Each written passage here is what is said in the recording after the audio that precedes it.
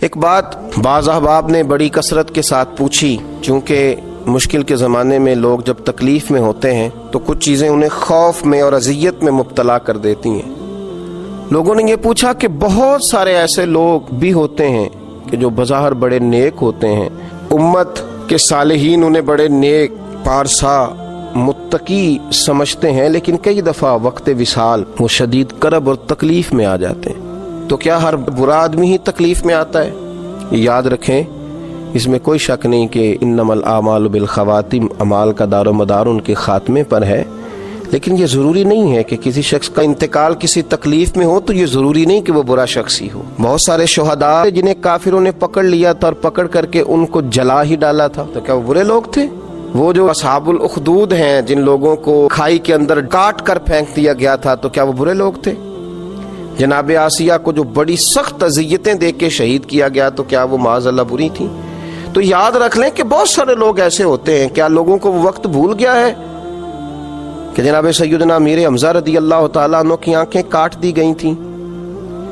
ان کی زبان کاٹ ڈالی گئی تھی، ہونٹ کاٹ دیے گئے تھے، ان کا کلیجہ نکال لیا گیا تھا،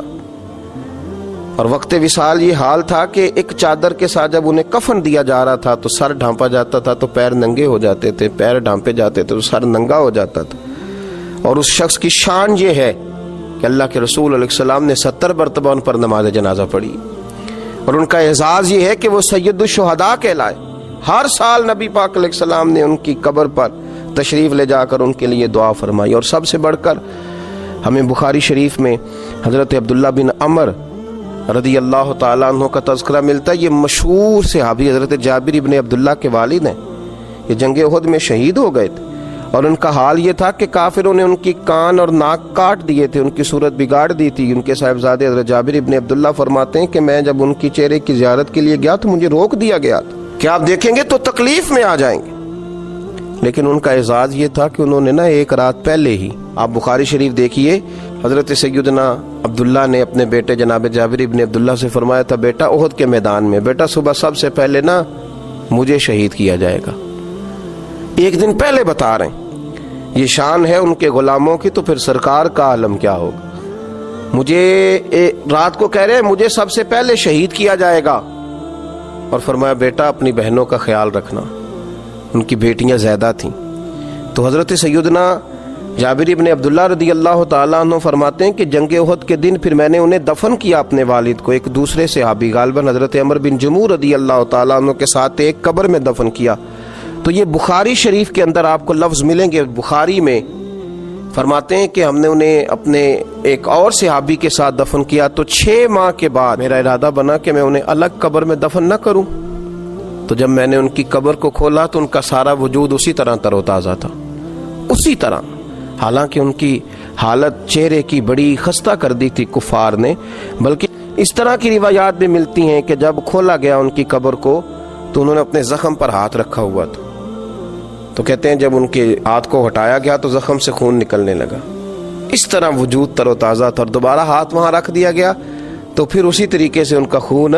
بند ہو گیا۔ پھر اس کے بعد مدینہ منورہ میں نہروں کی کھدائی کے وقت جناب سیدنا امیر معاویہ رضی اللہ تعالیٰ عنہ نے جب کچھ چیزوں کو کھولنے کا کہا تو غالباً 46 سال کے بعد پھر ان کی قبر کو کھولا گیا، تو پھر ان کا جسم اسی طرح تر و تازہ نظر آیا۔ زمین میلی نہیں ہوتی، زمن میلا نہیں ہوتا، اور محمد کے غلاموں کا کفن میلا نہیں ہوتا۔ تو نبی پاک صلی اللہ تعالی علیہ وسلم کے غلاموں کو اللہ اعزاز دیتا ہے کہ ظاہری طور پر ان کے چہرے اگر کسی وجہ سے کسی تکلیف میں کسی آزمائش میں آ بھی جائیں تو اتنا نہیں گھبرائیں کہ فلاں کو کفن نہیں نصیب ہو رہا تو فلاں کا چہرہ نہیں دیکھا جا رہا تو فلاں اس معاملے میں ہے۔ یہ معاملہ تو اللہ کا ہے، یہ تو معاملہ اللہ کا ہے۔ اگر کسی کو کفن دفن کی کوئی ایسی چیز بظاہر میسر نہ بھی آئے تو یہ آپ شک نہیں کر سکتے کہ اسے جنت میسر نہیں آئی، کیونکہ جنت اللہ کا فضل ہے اور وہ اپنے بندوں کو عطا فرماتا ہے۔ تو بہت سارے صالحین، بہت سارے نیک لوگ ایسے تھے، لیکن لوگ حادثات میں چلے جاتے،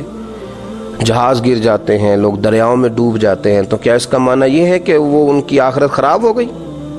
ہم اور آپ کون ہوتے ہیں یہ فیصلہ کرنے والے؟ یہ فیصلے میرے رب کریم کے ہاتھ میں ہیں۔ مسلمانوں کے بارے میں اچھا گمان رکھیں، اور اللہ تبارک و تعالیٰ کے محبوب علیہ السلام نے فرمایا یاد رکھو رب فرماتا ہے میرا غضب زیادہ نہیں ہے، میری رحمت ہی زیادہ ہے۔ تو رحمت ہی کی طرف توجہ کریں، اللہ سمجھنے کی توفیق عطا فرمائے۔